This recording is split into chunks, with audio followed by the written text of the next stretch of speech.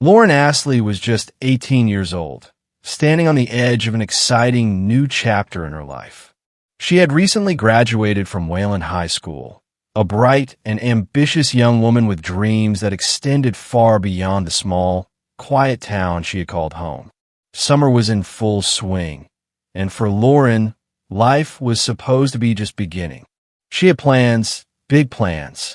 She was set to attend Elon University in North Carolina in the fall, where she hoped to study communications and pursue a career that would allow her to share her voice with the world. Lauren had a natural charisma, an energy that made people want to be around her. She wasn't just another high school graduate eager to leave her hometown behind. She was someone who had already made an impact on the people in her life. Music was one of her greatest passions. Lauren loved to sing, and she wasn't afraid to put herself out there. She had a YouTube channel where she posted videos of herself covering popular songs, her voice carrying a raw, heartfelt energy that made her performances feel personal and real. She had dreams of making it in the music industry one day, but even if that didn't happen, she knew she wanted to do something meaningful with her life. She wanted to create, to connect with people, to make a difference. Her friends adored her. She was the kind of person who could light up a room just by walking into it. She had an infectious laugh, a warm and welcoming personality, and a way of making people feel seen and valued. Lauren was the type of friend who would listen when you needed to talk, who would cheer you up when you were feeling down, who would go out of her way to make sure you felt important. But as much as Lauren was focused on the future, there was something from her past that still lingered. Her relationship with Nathaniel Fujita. They had dated for 3 years from sophomore to senior year, and for a long time, they had been inseparable. People thought they were the perfect couple. Nathaniel was a star athlete, a strong and popular football player, and Lauren was the bright, bubbly girl who balanced him out. They had the kind of relationship that seemed picture perfect from the outside. But relationships aren't always what they seem. By the time their senior year was coming to an end, Lauren had come to realize that things between her and Nathaniel weren't working anymore. Maybe they had simply grown apart. Maybe she saw things in him that worried her, or maybe she just wanted something different for her future. Whatever the reason, she made the difficult decision to end things. Breakups are never easy, but for Lauren, this was just another step forward. She wasn't looking back. She was ready for college, ready for new experiences, ready to discover who she was outside of high school, outside of a relationship. She wanted to spend the summer enjoying time with her friends, working at her job, and preparing for her next adventure. She was excited for what was ahead, and she had every reason to be. But for Nathaniel, the breakup wasn't just a difficult moment. It was devastating. He hadn't handled it well. His friends noticed he had become more withdrawn, moody, and unpredictable. His family saw changes in him too, though they didn't fully understand the depth of what was going on inside his head. Nathaniel wasn't ready to let go, and he didn't want Lauren to move on. Still, Lauren tried to be kind. She wasn't the type of person to be cruel or dismissive. Maybe she still cared about Nathaniel, even if it wasn't in the way he wanted her to. Maybe she felt guilty, or maybe she just wanted to make sure he was okay. Whatever the reason, on the evening of July 3rd, 2011, she made a decision that would change everything. She agreed to meet up with him one last time. She told her mother she wouldn't be gone long. She got in her black Jeep Wrangler, the car she loved, and drove off into the warm summer night. It was supposed to be just a short visit, just a conversation. She didn't know that Nathaniel had other plans. She didn't know that this wasn't just another attempt to talk things through. She didn't know that the boy she had once loved, the boy she had trusted, was about to do something unimaginable. Lauren Astley was 18 years old. She was full of life, full of dreams, full of hope. She was ready to start the next chapter of her story. She just never got the chance.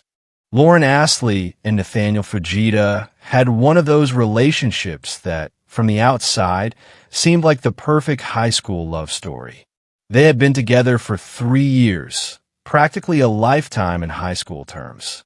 Their relationship started in their sophomore year at Wayland High School, when everything was simple, when love felt like an adventure, when being with someone felt like the most exciting thing in the world. Lauren was full of life, bubbly, outgoing, and kind. She was the type of person who could make anyone feel special just by the way she spoke to them. Nathaniel, on the other hand, was quieter, more reserved. He wasn't the kind of guy who was always the center of attention, but when he was with Lauren, she brought something out in him. Maybe that's why people thought they balanced each other out so well. They spent so much of their time together: school events, football games, weekend hangouts, family dinners. They were each other's first love, the kind of relationship where everything feels intense, where you can't imagine your life without the other person. And for a long time, it seemed like that was enough. But as high school went on, things started to change. Maybe it was small at first, little arguments here and there, misunderstandings, the growing pains that happen when two people start to realize they might not be on the same path anymore. Lauren had always been independent, always driven. She had big dreams, plans for college, and a future that she was excited about. She wanted to explore the world, to experience new things. And maybe, deep down, she knew that Nathaniel wasn't going to be a part of that journey forever. Nathaniel, on the other hand, was different. He had always been a star athlete, a strong football player with a promising future in sports. But while he had the talent, something was shifting inside him. His grades were slipping. His motivation wasn't what it used to be, and he seemed to be struggling more and more as their senior year progressed. His friends started to notice that he wasn't himself. He was moodier, more withdrawn. The Nathaniel who used to be fun-loving and easygoing was now carrying something heavier. Lauren saw it too. Maybe she didn't understand it completely. Maybe she didn't know how deep it really went, but she could feel that something was off. And when a relationship starts to feel like more of a burden than a source of happiness, it becomes clear that something has to change. By the time senior year rolled around, Lauren knew that their relationship had run its course. It wasn't that she didn't care about Nathaniel. She did. But she also knew she couldn't keep holding on just because they had been together for so long. She wanted to start the next chapter of her life with a fresh perspective, without the weight of a relationship that no longer made her happy. So she made the difficult decision to break up with him. For Lauren, this wasn't about hurting Nathaniel. It wasn't about being cruel or cutting him off completely. She wanted to end things on good terms, to move forward without drama or resentment. Maybe she thought they could still be friends. Maybe she thought he would eventually understand. But Nathaniel didn't see it that way. For him, the breakup wasn't just a painful experience. It was devastating. It was like his entire world had crumbled in an instant. Lauren was the person who had been by his side for years, the person who had always been there for him. And now, she was choosing to walk away. He didn't handle it well. In fact, he didn't handle it at all. His moods became darker, his temper more unpredictable. He started lashing out, withdrawing from people, slipping further and further into a state that no one could quite understand. His family noticed. His friends noticed. And yet, no one knew just how deep his anger and sadness ran. Lauren, for her part, tried to be patient. She wasn't cruel about the breakup. She didn't flaunt her new freedom, didn't try to hurt him. She simply moved forward, focused on her future, focused on what was ahead. But Nathaniel, he wasn't moving forward. He was stuck, spiraling deeper into emotions he couldn't control. Maybe he believed that Lauren would come back to him. Maybe he thought that if he just waited long enough, she would change her mind. But when it became clear that she wasn't going to, when it became clear that she was happy and excited for what came next, without him, something inside him snapped. And that's when everything took a dark and tragic turn. Nathaniel Fujita was never the same after Lauren ended their relationship. To say he struggled with the breakup would be an understatement. It wasn't just heartbreak. It was something deeper, something darker. It was as if the foundation of his life had been ripped out from under him, and he had no idea how to function without it. For 3 years, Lauren had been a constant in his life. She had been the person who supported him, the person who stood by his side through the ups and downs of high school. She was there at his football games, cheering for him. She was the person he could talk to about anything, the person he could count on. And then, suddenly, she was gone. She had moved on, while he was left standing there, unable to make sense of it. At first, Nathaniel did what so many people do after a breakup. He withdrew. He wasn't himself. His friends noticed that he wasn't talking as much, that he seemed lost in his own world. He had always been a confident guy, a strong athlete, someone who carried himself with a certain sense of pride. But after the breakup, that confidence started to fade. He stopped smiling as much. He stopped engaging with people the way he used to. His parents saw the change, too. He was spending more time alone, locked in his room, barely speaking to them. He was moody, snapping at them over the smallest things. His mother, in particular, was worried about him. She tried to reach out, to talk to him, to get him to open up, but he just shut down. Nathaniel's behavior became more unpredictable. One moment, he seemed fine, normal even. The next, he was filled with rage over something small, something that wouldn't have bothered him before. His emotions were all over the place. He would go from being completely detached and emotionless to having these intense outbursts of anger. It was like he was carrying this storm inside of him, and no one knew when it was going to break. He started skipping workouts, something that was unheard of for him. Football had always been his passion, something he took seriously, but now he didn't seem to care. His teammates noticed. His coaches noticed. But when people asked him what was wrong, he just brushed them off. Nathaniel's grades had never been amazing, but after the breakup, they completely collapsed. He wasn't turning in assignments, wasn't studying, wasn't putting in any effort at all. He was drifting through life, barely keeping up, barely showing up. It was as if he had checked out completely. Then there were the moments of rage. His family saw it firsthand. He would lash out unexpectedly, punching walls, throwing things, breaking down in ways that scared the people around him. It wasn't just sadness anymore. It was something more volatile. His emotions were raw, uncontrollable. One minute, he was quiet and brooding, staring off into space. The next, he was furious, slamming doors, cursing under his breath. His friends, too, started noticing something wasn't right. He wasn't the same guy they had grown up with. He was angrier, colder. He had always been a bit intense, but now it was different. There was something unsettling about him, something off. He started talking about Lauren more and more, but not in a way that sounded like he was moving on. It was obsessive. He would bring her up in conversations when it wasn't relevant. He would get visibly upset if someone mentioned seeing her out with friends, happy, living her life. He would go quiet, his jaw clenching, his fists tightening. It was as if the thought of her being okay without him was unbearable.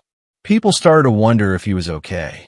Some of his friends tried to reach out, to talk to him, to get him to snap out of whatever was going on in his head. But Nathaniel didn't want help. He didn't want to talk about it. He didn't want advice. He wanted Lauren back. And when it became clear that wasn't going to happen, something inside him shifted. He stopped just being sad. He stopped just being angry. Instead, he started planning. He started thinking about what he was going to do next. He wasn't going to let her go. He wasn't going to let her move on without consequences. And that's when everything took a deadly turn. On the evening of July 3rd, 2011, Lauren Astley left her house for what was supposed to be a short visit. She told her mother she wouldn't be gone long. It was summer in Wayland, Massachusetts, the air warm and thick with the smell of freshly cut grass and distant barbecues. People were getting ready for the 4th of July, looking forward to fireworks and family gatherings. But for Lauren, this night had nothing to do with celebration.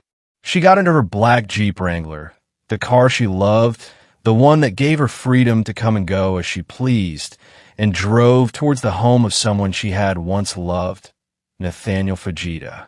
Maybe she thought it was just a quick stop, just one final conversation. Maybe she wanted to check on him, to see if he was okay, to make sure they could part ways without bitterness. Or maybe she felt guilty. Maybe there was something in her that still cared about him, even if it wasn't the way he wanted. Nathaniel had asked her to come over. They had been texting back and forth earlier that day. He had been struggling since their breakup, acting distant, unpredictable. Lauren wasn't oblivious to this. She knew Nathaniel hadn't taken things well. He had been shutting people out, disappearing into himself. But she had no idea just how deep his pain had turned, just how dark his thoughts had become. What was going through her mind as she pulled into his driveway that night? Was she nervous? Did she have a gut feeling that something was off?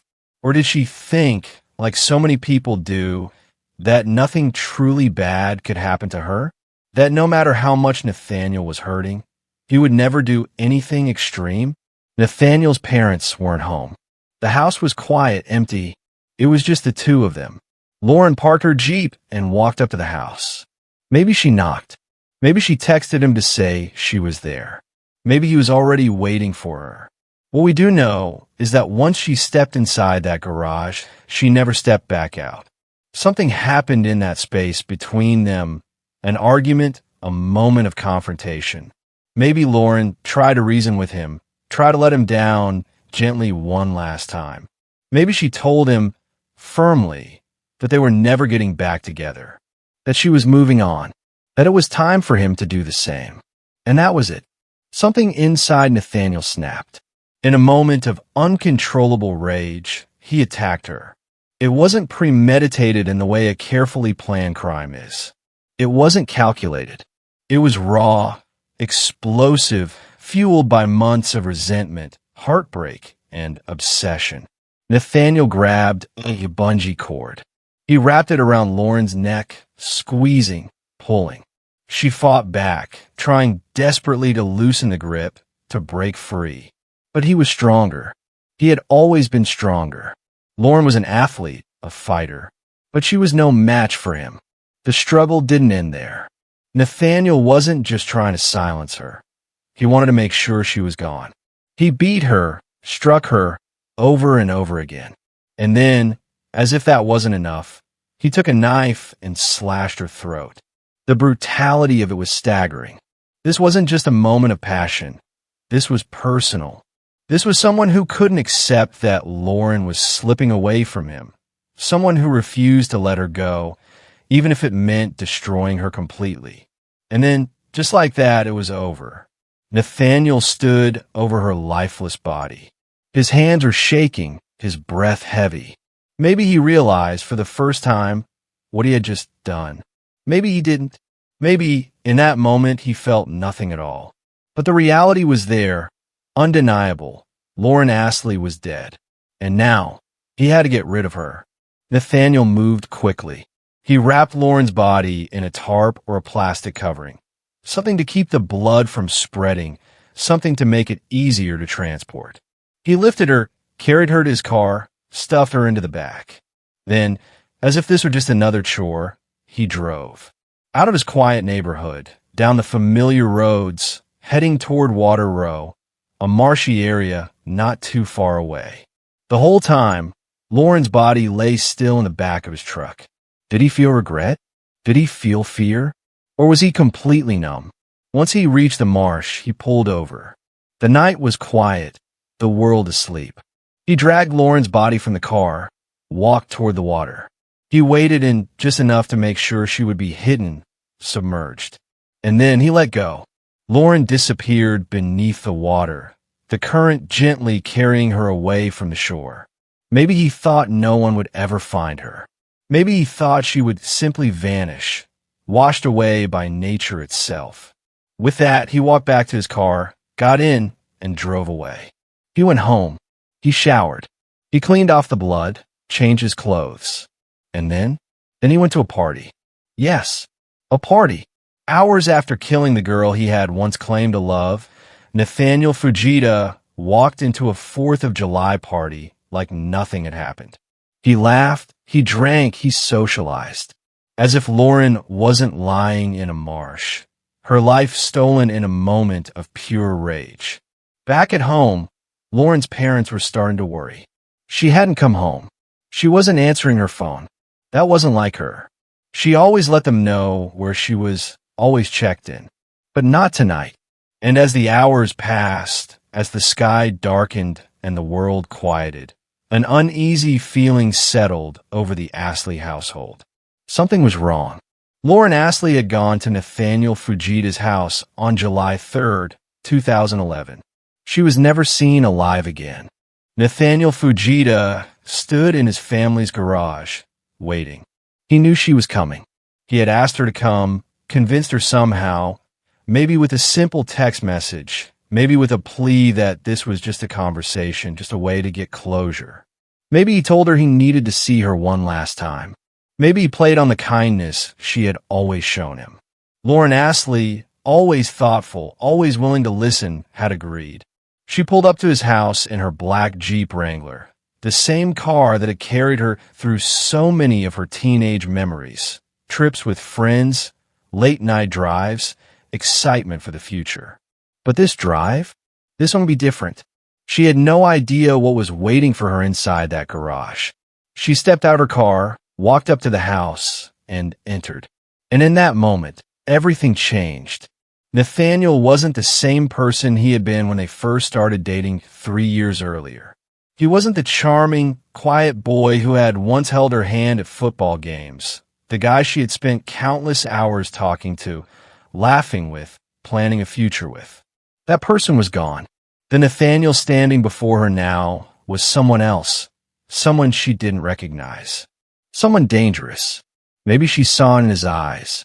Maybe in those first few moments she sensed that something was off. Maybe his expression was cold, distant, his jaw tight, his fists clenched. Maybe there was no small talk, no warmth in his voice. Maybe she realized, too late, that this wasn't just a conversation. Maybe she tried to leave, but Nathaniel wasn't going to let her go. Not this time. The rage that had been building inside him for weeks, the pain, the humiliation, the rejection, it all exploded in that instant. He lunged at her. Lauren barely had time to react before his hands were on her. His grip was strong, unrelenting.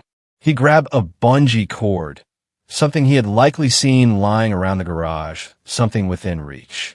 He looped it around her neck, tightening it with all the strength he had. Lauren fought. Of course she fought. She was strong, determined. She had always been a fighter. But Nathaniel was bigger, stronger, and his fury had taken over completely. She gasped for air, clawed at the cord digging into her skin, her body thrashing, desperate to free herself. But he didn't let up. His face twisted in anger, his muscles straining. He pulled tighter. The seconds stretched endlessly. Her vision blurred. Her strength faded. Then silence. For a moment, maybe Nathaniel thought it was over. Maybe he loosened his grip, looked down at Lauren's still body, her face pale, her lips parted in a final, unfinished breath. But then something shifted. Maybe she stirred, maybe she gasped weakly, maybe he realized she wasn't gone yet. And that's when his anger took on a new form. He wasn't just trying to silence her. He wanted to destroy her. He threw her to the ground. His fists clenched. And then he started to beat her. Punch after punch, his knuckles collided with her face, her body. The sounds echoed through the garage. The dull, sickening thud of bone against skin, the ragged breaths, the gasps of pain. This wasn't just rage. This was something darker. Her body jerked under the blows, but she was growing weaker. There was no escaping this. No way out. And still, he wasn't finished. Nathaniel wanted to make sure Lauren would never leave him again. He reached for something sharper. A knife. Maybe it was sitting on a nearby shelf. Maybe it was something he had prepared. Maybe in the chaos of his mind, he had always known it would come to this. With the same force he had used before, he struck again. The blade sliced through her skin. Her throat slashed. Blood spilled, pooling around her, soaking into the concrete beneath them. The garage smelled of sweat, fear, and something metallic, something final. Lauren's body lay still now. No more struggle. No more fight. Nathaniel stood over her, breathing heavily, his hands shaking. Maybe reality started creeping in at that moment. Maybe he saw what he had done, saw the girl who had once been his world, now lying lifeless at his feet. Or maybe he felt nothing at all. Either way, he knew he had to act fast. He couldn't leave her there. He couldn't let anyone find her. So, without hesitation, he began the next step of his plan. Because Nathaniel Fujita wasn't finished yet.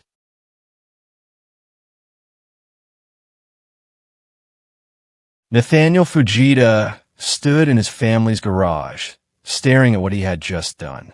Lauren Astley, the girl he had loved, the girl he had spent 3 years of his life with, lay lifeless at his feet. Her body was still, her face pale, her dark hair stained with blood.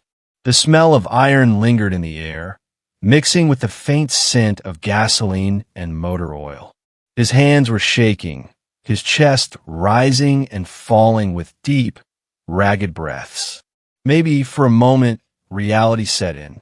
Maybe he looked at her and realized there was no one doing this. No taking it back. But if there was any guilt, any regret, it didn't last long. Because now, Nathaniel had a problem. Lauren was dead, and he had to get rid of her. He moved quickly, working with the kind of detached focus that suggested he had already thought this through, at least on some level. He couldn't leave her in the garage. His parents would be back eventually. Someone would find her. He needed to make her disappear. He grabbed a tarp, something he found lying around, maybe something he had used before for yard work or covering furniture. He rolled her body into it, wrapping her tightly, concealing what he had done. He had played football for years, lifting weights, building his strength. Carrying her wasn't difficult. He hoisted her into the back of his truck, making sure she was covered, making sure no one would see. Then, as if this were just another errand, he got into the driver's seat, turned the key, and drove away. The streets were quiet. It was late, and most people were either at home or out celebrating the holiday weekend. Fireworks popped in the distance, muffled explosions lighting up the sky. But in the darkness of his truck, Nathaniel was silent, his face emotionless, his grip tight on the wheel. He knew exactly where he was going. Water Row, a remote marshland area, not far from home, but isolated enough that no one would be around. He had been there before, maybe to clear his head, maybe to escape when things felt overwhelming. Now, he was using it for something far more sinister. He pulled over on the side of the road, turned off the engine. The sound of crickets and the rustling of leaves filled the air. The water was calm, barely moving, reflecting the moon above. He climbed out of the truck and moved to the back. He opened it up, grabbed the tarp, and dragged Lauren's body toward the edge of the marsh. She was small compared to him, but even so, she was dead weight now. Heavy, unmoving. He stepped into the water, his shoes sinking slightly into the mud. He walked in far enough to make sure she wouldn't be easily found. Then he let go. The water rippled as her body slipped beneath the surface, swallowed by the darkness. Maybe he stood there for a moment, watching. Maybe he wanted to be sure she was gone. Maybe he was just lost in thought, numb to everything around him. But whatever was going through his mind, one thing was clear: he was done. Nathaniel turned around, walked back to his truck, and climbed inside. His clothes were damp, his hands still stained with the evidence of what he had done. But that didn't stop him, because now he had other plans. He drove home, showered, changed into fresh clothes. He wiped away the blood, cleaned up any mess, erased any trace of what had just happened. He wasn't panicking. He wasn't breaking down. He was moving forward. And what did he do next? He went to a party. Yes, a party. Just hours after brutally murdering Lauren Astley, his ex-girlfriend, his first love, Nathaniel Fujita walked into a 4th of July gathering as if nothing had happened. People were drinking, laughing, celebrating the holiday. Music played, people danced. The night was filled with energy and excitement. And in the middle of it all was Nathaniel, blending in, acting normal. Imagine that for a second. Imagine taking someone's life in the most violent way possible, strangling them, beating them, slashing their throat, then cleaning yourself up and stepping into a crowded room, pretending like nothing happened. Did anyone notice anything strange? Did anyone look at him and think, something is off? Maybe. Maybe there was a flicker of something in his eyes, a stiffness in his movements. But if anyone had suspicions, they didn't act on them. After all, why would they? Nathaniel was just another guy at the party, another teenager enjoying his summer before college. But beneath the surface, he knew. He knew that somewhere, out in that marsh, Lauren's body was drifting, hidden beneath the water, waiting to be discovered. And when that moment came, when the truth finally surfaced, Nathaniel's life would never be the same again. The morning of July 4th, 2011, started like any other summer holiday in Wayland, Massachusetts. Families were waking up, making plans for barbecues and fireworks, enjoying the long weekend. The town had a peaceful, suburban quiet to it. Kids playing outside, the occasional dog barking, the sound of sprinklers running across neatly trimmed lawns. But inside the Astley household, there was no peace. There was no celebration. There was only growing panic. Lauren hadn't come home. Her parents, Malcolm Astley and Mary Dunn, had spent the night worrying, hoping there was some simple explanation. Maybe she had stayed out later than expected. Maybe she had fallen asleep at a friend's house. Maybe she had lost track of time. But as the hours stretched on, those hopeful explanations started to fade. Lauren was responsible. She always checked in. She wasn't the kind of person to disappear without a word. Her phone calls went unanswered. Her texts remained unread. Something was wrong. By morning, that worry had turned to fear. Her parents began calling her friends, asking if anyone had seen or heard from her. One by one, the answers came back. No one had seen her since last night. And then came the question that changed everything. When was the last time you saw Lauren? The answer, she had gone to see Nathaniel. That was the last anyone had heard from her. That was when reality set in. Lauren had gone to see her ex-boyfriend, and now she was missing. Her parents wasted no time. They called the police and reported her missing. Officers were dispatched, starting what would quickly turn into a full-scale search. They checked with friends. They retraced her last known whereabouts. They reached out to Nathaniel Fujita himself. And Nathaniel? Nathaniel was acting strange. He wasn't panicking, wasn't concerned. He wasn't out searching for Lauren. He wasn't calling her phone, trying to figure out where she was. He was quiet, detached, almost as if he already knew exactly where she was. The police weren't buying it. Then, a few hours later, a horrifying discovery was made. Lauren's body was found in a marshy area off Water Row, partially submerged in the shallow water. She had been dumped there, her lifeless form tangled in the reeds, her throat slashed, her body beaten, strangled. The moment officers saw her, there was no question. This wasn't an accident. This wasn't some tragic mistake. This was murder. The news spread quickly. What had started as a missing persons case had now become something much worse. The small, quiet town of Wayland was suddenly the center of a homicide investigation. Officers secured the crime scene, carefully documenting every detail. The location was remote, but not impossible to reach, the water low enough that her body hadn't been carried far. Whoever had done this had wanted to hide her, but they hadn't been meticulous. They had been rushed, desperate. As forensic teams examined Lauren's body, the brutality of what had happened to her became even clearer. This wasn't just a killing. This was personal. The overkill, the strangulation, the beating, the deep cut across her throat, spoke of rage, of an attack driven by something deeper than just impulse. Meanwhile, back in town, news of the discovery sent shockwaves through the community.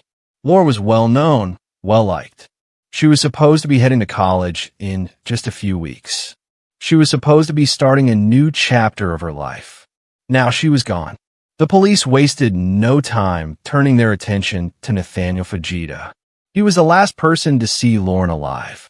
He had a history with her, and when officers spoke to him, his demeanor only raised more red flags. He was cold, distant, not the reaction of someone whose ex-girlfriend had just been found murdered. And then there was the evidence. A search of Nathaniel's home and garage turned up damning proof. Bloodstains, cleaning supplies hastily used, but not thoroughly. The bungee cord, the knife, signs that whatever had happened to Lauren had happened right there in the Fujita garage. The pieces were coming together, and they all pointed to one person. Nathaniel Fujita had killed Lauren Astley. By the end of the day, he was taken into custody. The boy who had once been the star athlete, the quiet and seemingly gentle young man, was now the prime suspect in a brutal murder. And as the town of Wayland sat in stunned silence, the question hung heavy in the air. How could this have happened? As the news of Lauren Astley's murder spread through the town of Wayland, Massachusetts, shock turned into questions. How could something like this happen? Who would do this to her? And why? But for the police, the focus was already narrowing. From the moment Lauren was reported missing, one name had stood out: Nathaniel Fujita. He was the last person known to have seen her alive, the person she had gone to see that night. And now, less than 24 hours later, her body had been found discarded in a marsh. It didn't take long before suspicion turned into certainty. Investigators moved quickly, securing a search warrant for the Fujita home. They needed evidence, something concrete to link Nathaniel to the crime. What they found was more than enough. The garage was the first place they searched, the very spot where Lauren had walked in, expecting nothing more than a conversation. At first glance, everything seemed normal, but forensic teams knew better.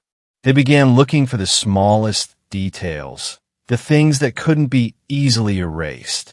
That's when they saw it: blood. Tiny droplets, small smears. Some of it had been wiped, hastily cleaned, but not well enough. Under the harsh light of forensic tools, the truth was undeniable.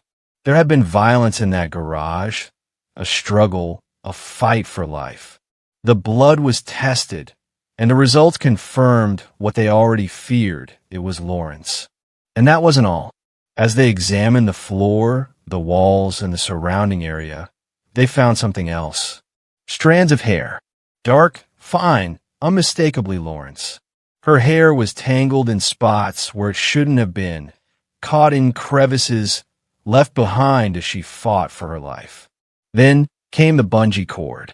It had been tossed aside, carelessly left in the garage, but the fibers matched the marks found on Lauren's neck. This was what had been used to strangle her.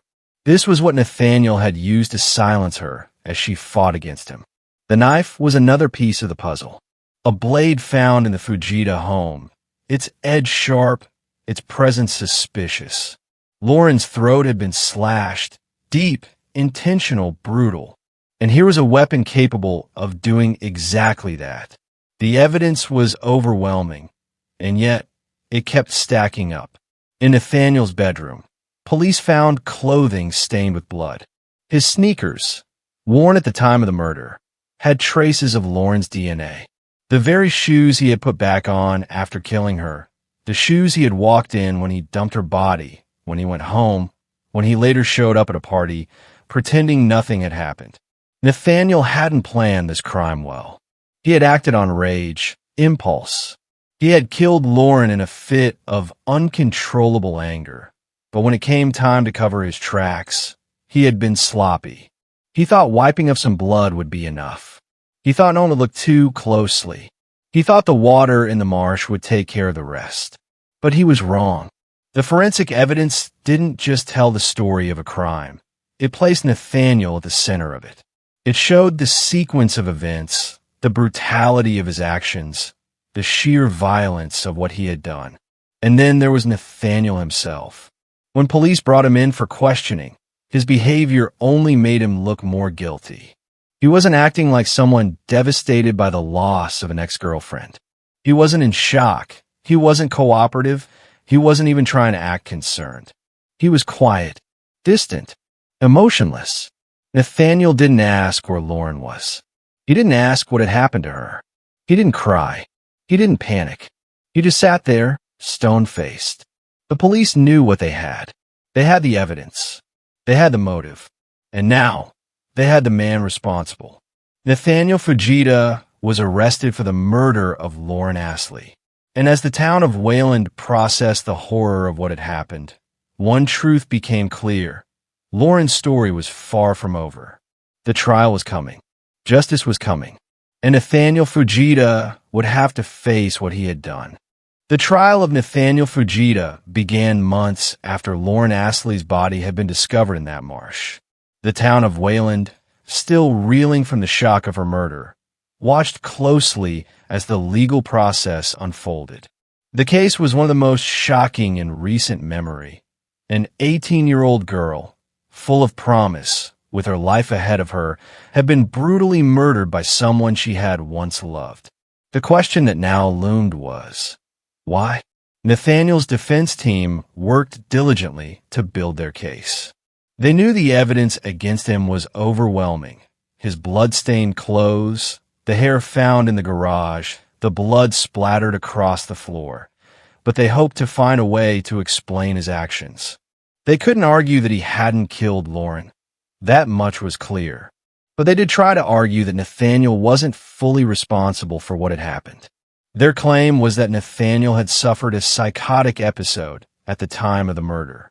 They suggested that he was not in his right mind when he killed Lauren, that something had snapped inside him, causing him to lose control of his actions. In their eyes, this wasn't premeditated murder. It was an outburst, a momentary break from reality that led to the tragic and senseless killing of a young woman. The defense tried to paint a picture of Nathaniel as someone who had been mentally fragile, someone who had struggled with his emotions in the wake of his breakup with Lauren. They argued that the rejection he had faced, the months of emotional turmoil, had pushed him over the edge. They pointed to his history of depression, his emotional instability, and the pressure he had been under as reasons for his actions. They suggested that Nathaniel was not fully aware of the consequences of his actions when he killed Lauren. He was, in their words, not himself.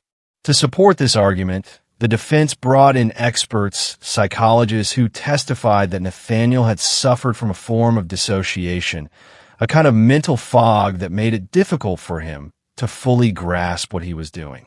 They claimed that during the attack, he was unable to think clearly, unable to process what was happening in a way that would allow him to make rational decisions. But despite their best efforts, the prosecution's case was airtight. They had a mountain of physical evidence that placed Nathaniel at the scene of the crime, evidence that showed he had carefully planned out his actions and executed them with chilling precision.